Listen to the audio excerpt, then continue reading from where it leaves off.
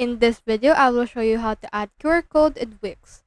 So I recommend you to use a QR code generator. Just put in here your link, and then after that, head over and then just put in here everything and click on this customize and download QR. Now it will show you in here the actual QR. So head over and click on this download right here. Once the QR has been downloaded, just click on this plus icon on your Wix and then just choose the image option right here and then click on this upload image and then upload in here the QR that you have downloaded.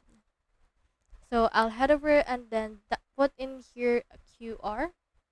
Here it is. Click on open and then this will be uploaded. Once it's done, just go and click on this and click on this add to page, and then while it's done, just resize it to your liking in order to fit your actual website, and then just position it wherever you want to.